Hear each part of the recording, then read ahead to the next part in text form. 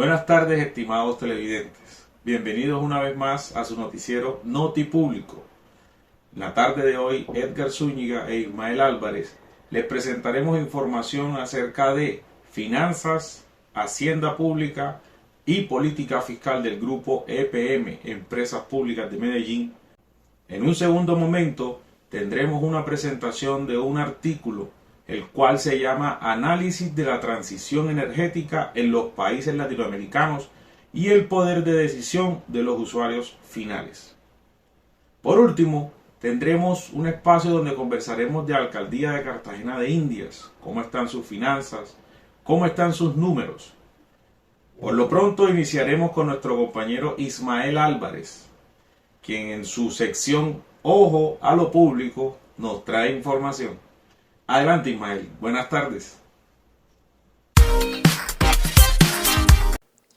Bienvenidos todos a esta sección que se llama Ojo a lo Público. En esta oportunidad hablaremos de los estados financieros de la empresa EPM.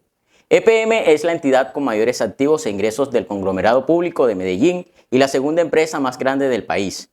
En los últimos años, la empresa ha sido objeto de muchos comentarios y discusiones políticas por diferentes temas. Por ejemplo, la venta de UNE, su gobierno corporativo y el proyecto más importante, Hidroituango. Por esta razón, la veeduría ha hecho un seguimiento constante de las operaciones a la entidad. Y en este análisis haremos una revisión de los estados financieros de la empresa en los últimos años, desde 2016 y su desempeño en el 2021. Nos preguntamos entonces, ¿cómo ha evolucionado la estructura de la empresa y cómo cerró en el 2021? En el año 2016, los activos totales del grupo EPM fueron de 42.9 billones. Desde ese año, los activos son cada vez mayores. En el año 2021, la empresa cerró con unos activos totales de 67,7 billones, 3.9 billones más frente al 2020. Mientras que el crecimiento en el periodo 2016-2020 fue en un promedio anual de 10,4%, para el año 2021 estuvo por debajo del 6,3%. Estos activos están representados principalmente por propiedades, plantas y equipos, con un valor de 39 billones, y cuentas por cobrar con deudores comerciales por un valor de 7,6 billones. Entre ambos representan casi un 70% del total de los activos. Durante el 2021, el crecimiento fue de 4 billones, representados casi todos en el incremento del rubro a deudores de servicios públicos de EPM Matri y Afinia. La cuenta de indemnizaciones aumentó 2,2 billones, principalmente la cuenta por cobrar por MATFRES, por un concepto de afectaciones a obra civil y pérdida total de maquinarias y equipos, amparados todos estos en pólizas de riesgos de construcción, las cuales fueron pagadas en el mes de enero de 2022. Lo que quiere decir que el incremento de los activos se dio por parte de los aumentos de las cuentas por cobrar que tienen un riesgo de crédito, especialmente las empresas afinias, tal como lo han reportado algunos medios de comunicación. El crecimiento de la empresa en los últimos 5 años se ha sustentado en mayor medida en el incremento de los pasivos. En este año, los pasivos crecieron un promedio 11% anual, pasando de 23.1 billones a 38.9 billones. Porcentualmente, los pasivos del grupo pasaron a representar un 54% sobre los activos de 2016 a representar un 58% en el 2021. En este periodo, el año que más creció en pasivo fue 2020, con un aumento de 5,95 billones, que representa un 19,3%. Y en el último año, los pasivos crecieron 2,3 billones, que representa un crecimiento de 6%, similar al crecimiento de los activos del último año. De acuerdo con las notas a los estados financieros del grupo EPM, los nuevos créditos y préstamos desembolsados en 2021 del grupo fueron adquiridos con el fin de financiar el plan de inversiones, capital de trabajo y para operaciones de manejo. He aquí la gráfica.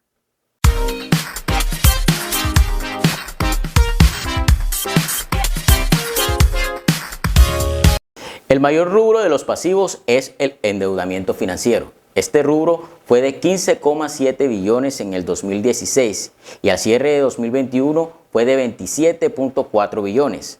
Así las cosas, hubo un incremento del 11,7 promedio anual, mientras que los 2 últimos años el endeudamiento financiero creció 21,3%, en el 2020 1,46% en el 2021. A finales del año 2021, EPM hizo el pago del crédito que tenía con el BID por 1,7 billones mediante un esquema de pago voluntario anticipado.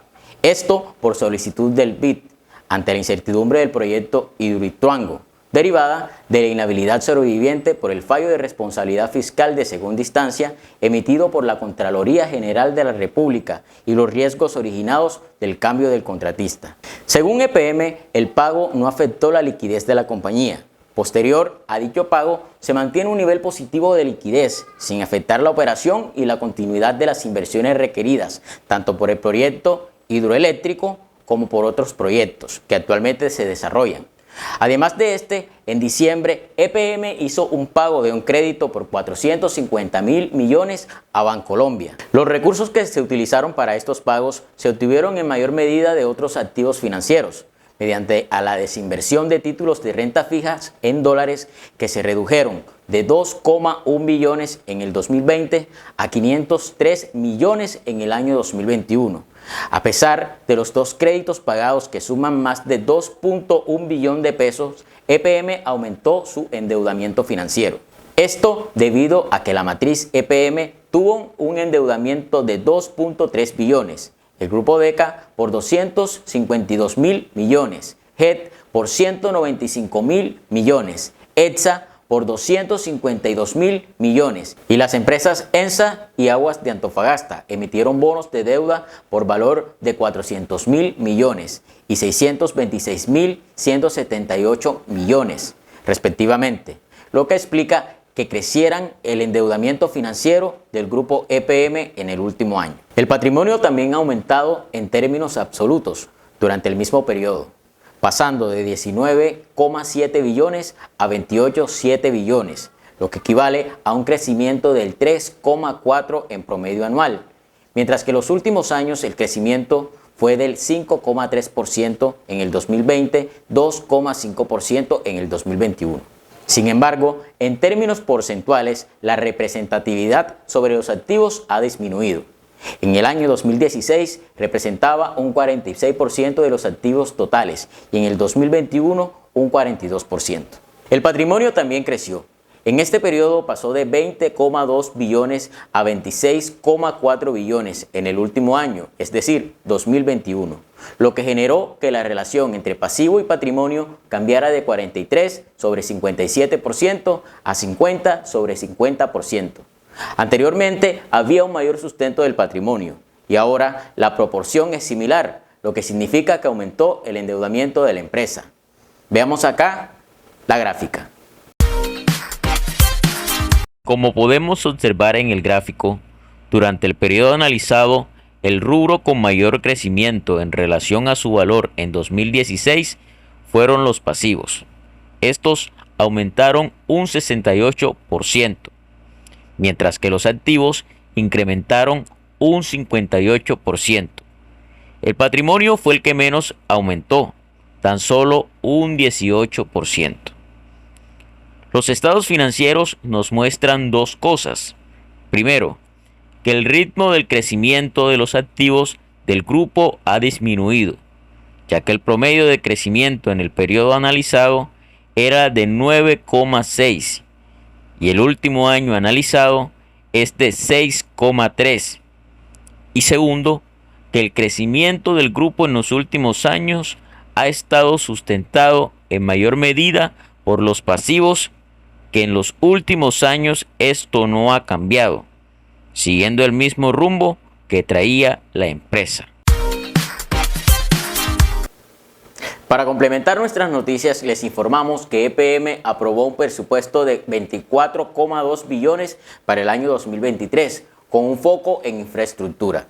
Durante la sesión del 13 de diciembre, la Junta Directiva del Grupo EPM aprobó un presupuesto total de 24,2 billones para el año 2023. Las futuras inversiones serán destinadas a proyectos de infraestructura, operaciones e iniciativas sociales.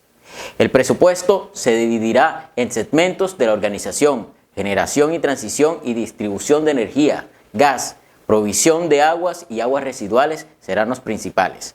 Asimismo, EPM explicó que este presupuesto contiene recursos para seguir avanzando en la entrada de la operación de unidades 3 y 4 de Hidroituango, que se suman a la turbina 1 y 2, las cuales ya están en operación comercial. A esto se le suman recursos para fortalecer y diversificar la matriz energética de energías renovables no convencionales, con proyectos de hidrógeno, movilidad eléctrica, como el proyecto del Parque Solar Fotovoltaico Tepuy. Con nosotros tenemos al gerente general de EPM, Jorge Carrillo. Doctor Carrillo, adelante. Buenas tardes, Ismael, y a todos los televidentes que hasta ahora están conectados a tu programa y a tu sección Ojo a lo Público. Bueno, nuestro compromiso para el próximo año es un compromiso con la comunidad, con su calidad de vida y con el ambiente. Gran parte de estas inversiones están enfocadas al aporte decidido que tiene EPM en la solución que contribuyan a la transformación energética. Asimismo, continuaremos siendo un importante motor para el desarrollo de Medellín. Para el 2023, el presupuesto para las transferencias de excedentes al distrito de Medellín será de 1.6 billones, que se traducen en más recursos para la inversión social y oportunidades para miles de personas. Muchas gracias, Ismael, y muchas gracias a este noticiero Telepúblico por esta oportunidad. Hasta la próxima. Y esto ha sido todo por hoy, en esta sección que se llama Ojo a lo Público, de su noticiero Telepúblico. Nos despedimos, no sin antes hacer esta recomendación de la lectura de este artículo científico. Análisis de la transición energética en los países latinoamericanos y el poder de decisión de los usuarios finales. El presente trabajo brinda un análisis sobre cómo los usuarios finales están cambiando en el marco de la transición energética, con la masificación de los recursos energéticos distribuidos y la digitalización de los sectores eléctricos en 10 países de Latinoamérica: Perú, Chile, Argentina, Uruguay, Paraguay, Ecuador, Brasil, Costa Rica, Colombia y México. Palabras clave: energía, usuario, tarifa, medidores inteligentes. Metodología: revisión del estado de avance en transición energética en los países de Latinoamérica. Diagnóstico actual del estado de avance en transición energética. Definir una lista de países claves. Organizar la información con variables clave para garantizar y comparar el estado de avance general de los países. Objetivos del proyecto: evaluar el estado de avance en transición energética y poder de decisión de los usuarios finales sobre los nuevos modelos de energía sostenibles, descentralizados y digitales entre algunos países de Latinoamérica. Analizar el avance en transición energética de algunos países en Latinoamérica y definir una lista de países clave. Evaluar el poder de decisión de los usuarios finales de energía en los países claves identificados sobre los nuevos modelos de energía sostenibles, descentralizados y digitales. Comparar los países claves de Latinoamérica en cuanto al nivel de poder de decisión de los usuarios finales sobre los modelos de energía sostenibles, descentralizados y digitales. Verificar y cuantificar la hipótesis. Mediante entrevistas de co-creación con los investigadores expertos en energía del Grupo Energía, se iniciaron los lineamientos de investigación y los temas de criterio de búsqueda a trabajar con el propósito de evaluar y entender el poder de decisión de los usuarios finales. Conclusiones: Todos los países poseen proyectos con sistemas de energía no convencionales en comunidades. Sin embargo, Colombia, Chile, Argentina y Brasil cuentan con modelos de energías centralizados en los usuarios finales, en donde se estudia y evalúa la posibilidad de crear mercados de energía con los usuarios residenciales, o en donde puedan compartir la energía generada entre los participantes. Por medio de este trabajo se pudo hacer un diagnóstico detallado de cómo avanza la transición energética en 10 países de Latinoamérica y se recopila de manera sistemática información clave para entender el estado de preparación de dichos países para adoptar modelos innovadores de energías centrados en el usuario final, como mercados locales de energía, comunidades energéticas, energía transactiva. Gracias Ismael por la nota informativa de su sección Ojo a lo Público. Y entre otras noticias les compartimos que las finanzas y hacienda pública de la Alcaldía Mayor de Cartagena de Indias no está muy bien. Debieron pasar 455 años después de su fundación para que en Cartagena de Indias existiera el primer alcalde por elección de voto popular. Manuel Domingo Rojas Salgado, 1 de junio de 1988 hasta el 31 de mayo de 1990.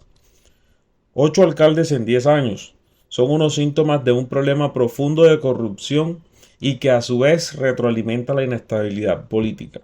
Desde 2008 hasta ahora Cartagena ha tenido como alcaldes a Judith Pinedo Flores, elegida para el periodo 2008-2011, Campo Elías Terán, electo para el periodo 2012-2015, y quien gobernó solamente unos meses, dado que un cáncer de pulmón lo apartó del cargo y murió el 22 de abril de 2013. Felipe Merlano, exsecretario de Hacienda de la Administración Campo Elías Terán, se encargó de la ciudad. Brookman Master, nombrado por el presidente Santos como alcalde encargado de Cartagena. Master era el director del Departamento para la Prosperidad Social DPS. Para esta época la Contraloría ordenó suspensión provisional de Campo Elías debido a una investigación por detrimento patrimonial en los contratos de aseo de las instituciones educativas de la ciudad. Carlos Otero Hertz, elegido por Santos de la terna enviada por el partido Alianza Social Independiente, con el que Terán había llegado a la alcaldía. Fue alcalde encargado entre noviembre de 2012 y julio de 2013. Dionisio Vélez, elegido el 14 de julio de 2013 en unas elecciones donde la abstención fue del 70%. Manuel Vicente Duque, elegido el alcalde el 25 de octubre de 2016. Y el 17 de mayo del 2017, la Procuraduría ordenó su suspensión por 3 meses como medida cautelar mientras eran investigadas las irregularidades en el seguimiento y control a las construcciones urbanas de la ciudad.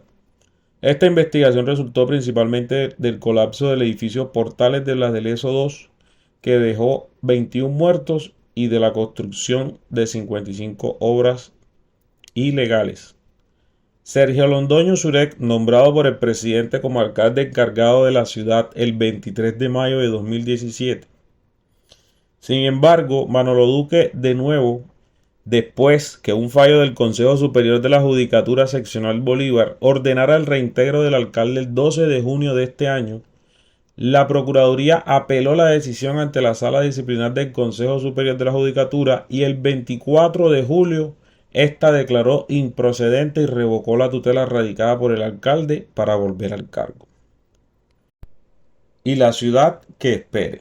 Según el último informe de calidad de vida de Cartagena, ¿cómo vamos?, la pobreza extrema y la pobreza monetaria aumentaron en el 2016. Igualmente, la Red Colombiana de Ciudades Como Vamos, en su encuesta de percepción ciudadana de 2016, reveló que solo el 34% de los ciudadanos consideraban que todo iba por un buen camino en la ciudad. Y podría seguirse alargando la lista de hechos que afectan la calidad de vida y la percepción que tienen los cartageneros de su gobierno. hechos que son productos de una crisis de gobernabilidad y que ya lleva una década. Crisis como estas provocan incertidumbre y la falta de claridad para sacar adelante los planes prioritarios de la ciudad, como algunos de ellos son el nuevo plan de ordenamiento territorial, el plan especial de manejo de protección del centro histórico, el plan maestro de drenajes pluviales, el plan maestro para la implementación del plan 4C, Cartagena competitiva y compatible con el clima, el plan maestro de movilidad, el traslado del mercado de Basurto y la construcción de la nueva central de abasto, entre otros. Todo esto ha llevado a que las finanzas públicas de la alcaldía de Cartagena se vean en números rojos, con un déficit y siempre dependiendo de las transferencias desde el nivel central. Finanzas públicas. El distrito de Cartagena, según el Departamento Nacional de Planeación, en el 2020, el presupuesto de ingresos definitivo fue de 2.047.499 millones. Decreto número 0093 del 16 de enero del 2020, por el cual se hizo la corrección al decreto anterior 1564 del 27 de diciembre del 2020. 2.192.238 millones fue el presupuesto para el año 2022 mediante el decreto 1377 del 27 de diciembre del 2021. Así como fueron 2.8 billones de pesos el presupuesto que se asignó para Cartagena en el año 2023 mediante el decreto 1782 del 28 de diciembre de 2022, de lo cual siempre se recibe por diferentes fuentes de financiación, algunas propias como los impuestos, rentas y similares, un valor aproximado del 64 y 68% históricamente. Cartagena recibe estos recursos para destinarlos específicamente en agua, saneamiento básico, educación y salud. No obstante, la ciudad también posee otras fuentes de ingresos para financiar su presupuesto. En monto de recaudo se manejan dos categorías: ingresos corrientes e ingresos de capital.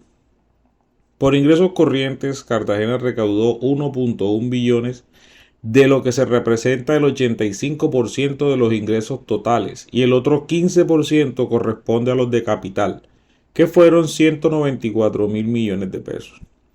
Esto a su vez se conforman por los ingresos tributarios, que fueron del 54%, y los no tributarios del 46%.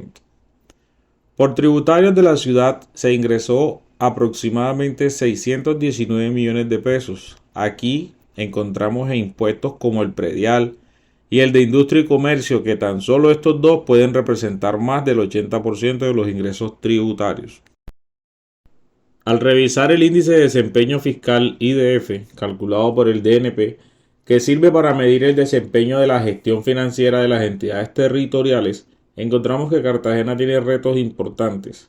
El IDF toma valores de 0 a 100, siendo 100 el mejor, y la capital de Bolívar tuvo en el 2020 un resultado de 51.47 puntos, que la ubica dentro de los municipios en riesgos, lo que se traduce en riesgo de déficit corriente por insuficiencia de recursos propios, lo que hace dependiente de las transferencias del gobierno nacional y con probabilidad de incumplir los límites de gasto. Si se compara con 2019, Cartagena disminuyó casi 11 puntos. El IDF estaba en 62.44, un resultado mejorable. Al compararnos con otras ciudades, estamos lejos de Medellín, que obtuvo 78 puntos, o de Barranquilla, que alcanzó 64 puntos.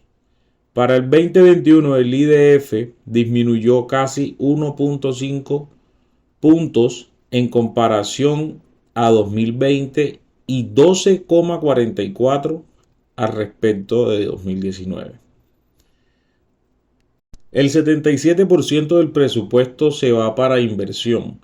Cartagena Incluyente, uno de los 5 ejes del Plan de Desarrollo Salvemos a Cartagena 2020-2023, tendrá 1.308.000 millones de pesos para inversión, Con esta suma concentra el 77% de los recursos de inversión.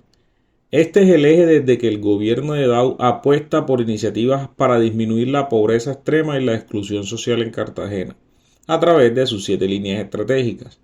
Los 4 ejes fundamentales son Cartagena Resiliente, que contempla las líneas estratégicas para promover un desarrollo urbano sostenible y que mejoren las condiciones del hábitat de la población. Cartagena Contingente, que establece las líneas de acción para mitigar las consecuencias económicas causadas por la pandemia del COVID.